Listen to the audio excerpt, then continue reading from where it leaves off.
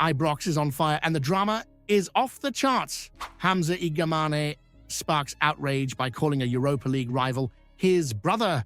Philippe Clement beats Hearts, but the sack still looms large. Marvin Bartley backs a shocking team selection from Clement that's left everyone stunned. New CEO Patrick Stewart is already getting ripped apart by the press after just weeks in charge, and Chris Boyd is fuming. Oscar Cortez, a big money signing, has completely vanished. Controversy, chaos, and pure drama. Let's get into it. Hamza Igamane's passion for Rangers shines through as he chases his dream of representing Morocco. The lad knows exactly what's at stake. Performing at his very best in the famous blue shirt could land him that coveted call-up for his national team. He's already catching eyes with his sharp movement, slick close control, and lethal finishing. You've got to love his attitude. No distractions, just pure graft at Ibrox. But here's where it gets tasty. He's calling Europa League rival Ayoub El Kaabi a brother and says he's inspired by him. The same El Kaabi who put one past us for Olympiacos in Europe. Now, it's all well and good taking inspiration from top players, but let's be clear, there's only one team that matters for Igamane right now, and that's Rangers. You can see the hunger in him. He wants to hit the heights with us first. Forget the noise about Premier League clubs sniffing about. He's settled, he's happy, and he's got his eyes locked on glory at Ibrox. Can you truly call a rival who scored against Rangers a brother, or should Igamane be focusing more on making sure that next time it's him firing Rangers past El Kaabi's side? In Europe, Philippe Clement may have left Tynecastle with 3 points in his pocket, but it feels like he's still walking a tightrope at Ibrox. Yes, it was a 3-1 win over Hearts, but let's call it as it is. Fortune favoured us more than anything else. 2 own goals from Jamie McCart and a scrappy finish from Václav Cerny masked a performance that was far from convincing. Without Jack Butland's heroics between the sticks, we could have been staring at another horror show. And that's the problem, because the scars of that disgrace against Queen's Park are still raw. You can't forget how far we fell that night, and scraping past Hearts with luck on our side won't make you forgive and forget.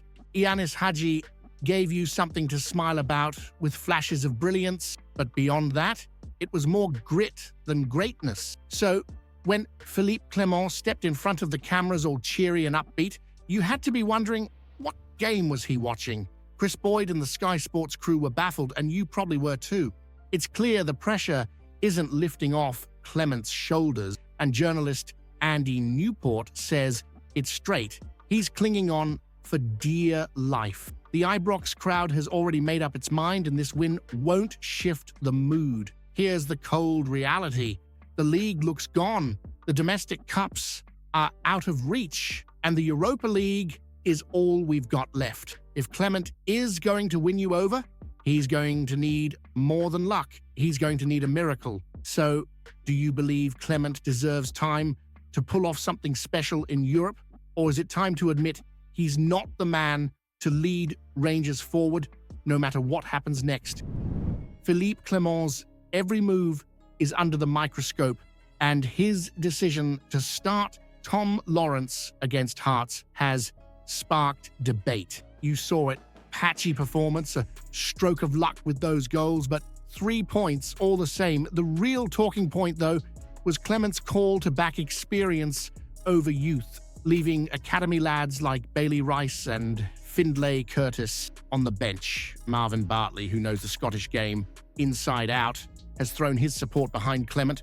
He reckons in times of crisis, experience should lead the charge. His point, it's all well and good developing young players, but when the chips are down, you need warriors who've been through the battles. He's speaking from experience, having been that young lad in a squad and knowing the damage it can do if you're thrown into the fire too soon. And Bartley's got a point. Tom Lawrence, for all his inconsistency, has something the kids don't. Numbers, goals, assists, and that knack for being in the right place. He set up Hamza Igamane in the build-up to Cerny's goal, and his ability to shoot from range always makes something happen, even if he drifted out of the game for large spells. But here's where the debate really kicks off. Clement's been quick to criticize his experienced players, rightly so, after the Queen's Park disaster. So why not hand the future of the club a shot in a game like Hearts? Is keeping Rice and Curtis out really protecting them, or is it stifling their chance to show they can handle the heat? So should Clement be building for the future by trusting Rangers Academy talents, or is Bartley right? When it's crunch time, experience must come first, even if that experience has been letting you down. Patrick Stewart hasn't even had time to unpack his bags at Ibrox, but already the daggers are out. You're frustrated. Who wouldn't be? Another season of shattered hopes. And now the heat's turning on the new CEO. But let's be honest, this isn't just about Stewart. It's about a club you love, lurching from one disaster to the next, while those at the top seem to be sleepwalking through it all. Gary Keown certainly didn't hold back, did he? Glaciers move faster than Stewart, he says. 2 months in the job, and already the fans are wondering if he's here to shake things up or just to nod along and keep the same old problems ticking over.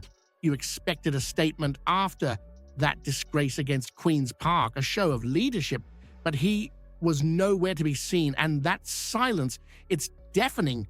But let's be real, Clement's struggles on the pitch are just a symptom. The disease runs deeper. You've seen the pattern, a bit of form, a false dawn, and then another crash back to reality. It's not just about tactics or signings, it's about leadership. And Stewart, whether he likes it or not, has become the face of your frustration. Still, you have to wonder, can the man truly fix a mess he didn't create in just a few months? Or are you looking at another summer of broken promises and half measures from a boardroom that has lost all connection with what Rangers truly means? Do you believe Patrick Stewart deserves time to prove himself, or has his silence already shown that he's just another yes man in a suit steering the club nowhere? Chris Boyd isn't holding back, and you can't blame him. Oscar Cortez, where is he? Philippe Clement's made his signings, spent the money, and yet here you are, scratching your head as the players he brought in vanish into thin air. No Cortez in the squad against Hearts, barely a sniff of him in the last few games, and it's starting to feel like a pattern. Cortez came to Ibrox with promise, but what's he had to show for it? 7 league appearances, just 3 from the start, and now completely frozen out. It's not just him either. Badrami, another signing, glued to the bench. Proper? That's what, 1.5, 2 million pounds down the drain so far?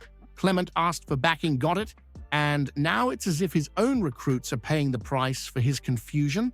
Boyd's spot on. Rangers have sacked managers for far less. Gio van Bronckhorst took you to a Europa League final, lifted the Scottish Cup, and still got the boot. Yet here's Clement with the league already in tatters and the Scottish Cup humiliation against Queen's Park fresh in your memory, somehow still holding on. So let's get real. How can you trust Clement to lead Rangers in the Europa League when he's freezing out players he fought to sign? Is he out of his depth?